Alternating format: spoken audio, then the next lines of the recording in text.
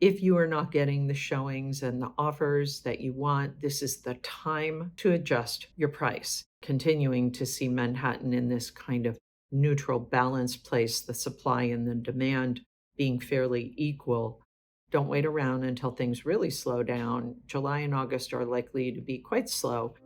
Welcome to this week's look at the state of the New York City real estate market, where I take a look at the luxury market, the Manhattan market, and the Brooklyn market. I do it because I want you to be informed. It never hurts when you're a consumer to be informed. Welcome to this week's look at the state of the New York City real estate market. This is for the week of May 29th to June 4th.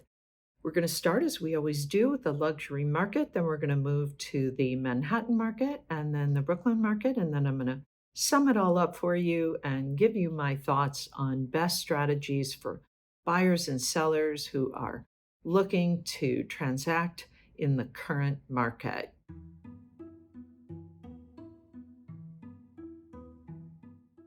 Okay, we're going to get started with what happened last week in the luxury market. There were 32 contracts signed at properties that were priced at $4 million and above.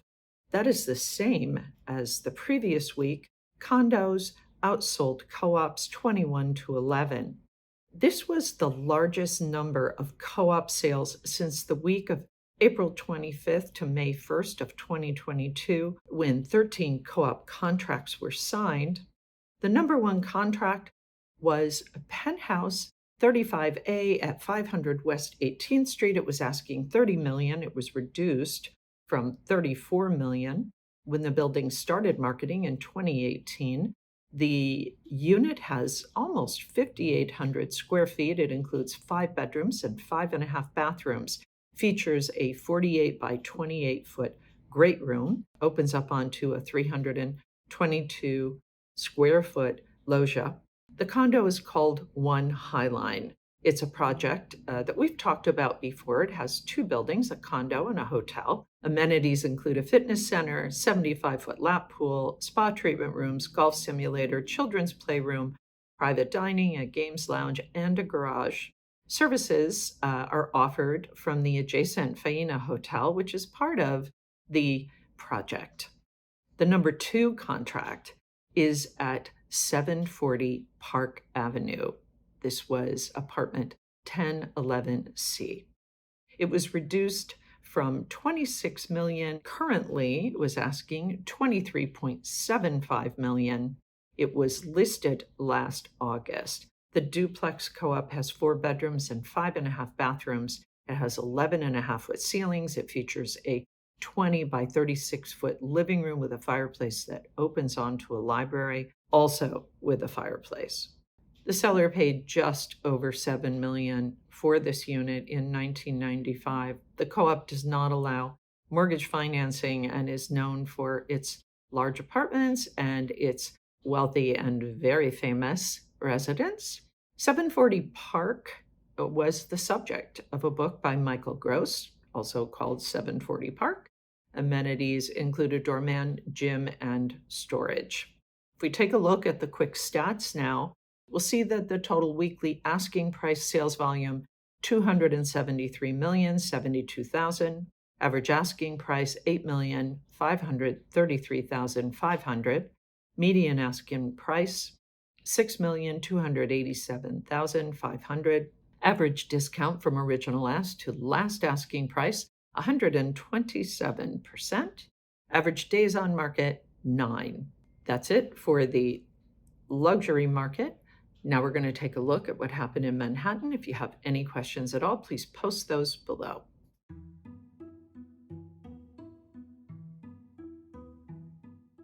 So last week in the Manhattan market, if we start by taking a look at this 1 week look at the supply, we saw that the supply was actually up a bit, actually quite a bit, almost 80%, 413 properties. That looks like a big bump. We're going to get into that a little bit more. 413 properties came on the market last week.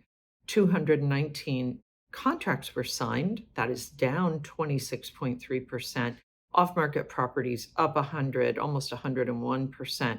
241 properties went off the market last week.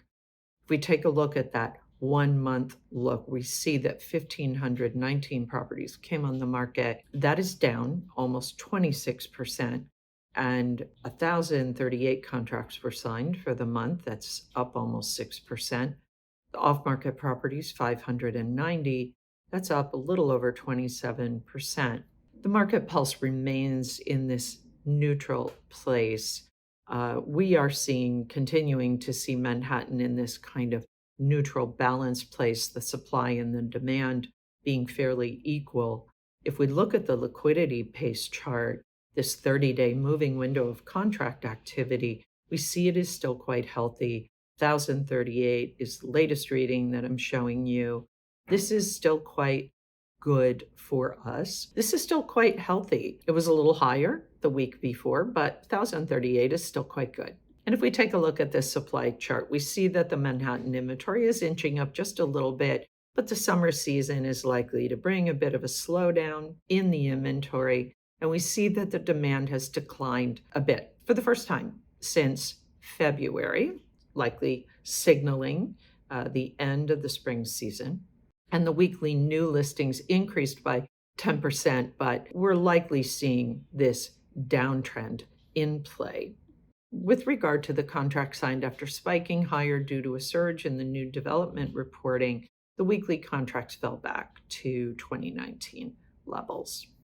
Okay, that is it for Manhattan. As I mentioned, Manhattan remains in this healthy, balanced place, supply and demand being equal. We're going to switch over. We're going to take a look now at what is happening in Brooklyn, and then I'm going to give you my thoughts and my takeaways. And then if you have any questions, of course, please post those below. We will get into a little more detail at the end.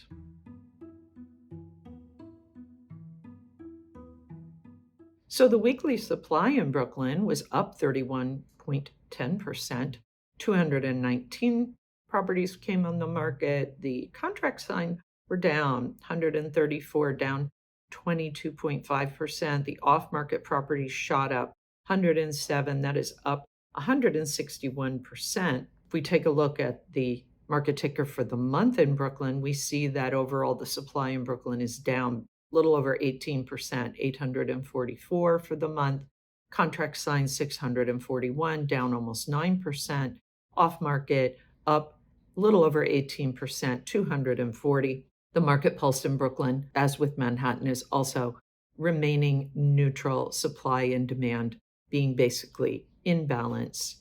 And the liquidity pace chart, 641. This is, again, this moving 30-day window for contracts signed remains fairly steady. The supply in Brooklyn inventory is inching up just another little bit, which is good. We need more inventory in Brooklyn. The demand in Brooklyn continues to hover around the 2,000 mark. And the new listings popped a little bit post-holiday week, but the trend in Brooklyn for the new listings continues to be down. The number of deals signed fell to its lowest level since early March. Again, the spring season is fading into summer, so this is not unusual to be seeing this. If we look at the Brooklyn contract signed, just the trending of this for May, and we look at this kind of historical averages, after running below trend for a year, the level of signed deals in Brooklyn is finally ahead of its historical average. We really needed to see this. Brooklyn has been quite lackluster this spring season, so good to see that in May we're finally seeing it pulling ahead. Okay, that is it for the Brooklyn report for last week. We're going to talk a little bit, kind of recap what we saw for this week. We saw that just as with the week before, there were 32 contracts signed at $4 million and above. We saw that condos outperformed co-ops 21-11, but co-ops did have a nice showing, strong performance for co-ops for last week. The Manhattan and Brooklyn markets, the supply and the demand are both down a little slightly overall. both markets are neutral and balanced. Again, likely reaching the end of the active spring season as summer is fast approaching. Again, sellers, if you are not getting the showings and the offers that you want, this is the time to adjust your price. Typically, there is no other reason why you should not be getting those offers and the showings that you want. It almost always points to the price. So do yourself a favor. If you really want to be selling in this market, sell into market strength. You can see from the data that I've shared with you, we're definitely still in an active market. Buyers are still in the market. So don't wait around until things really slow down. July and August are likely to be quite slow as they are historically. So get your deal done now. Adjust your price. Buyers, again, you will have some leverage. However, it will likely only be with those things that have been on the market for longer than average days on the market.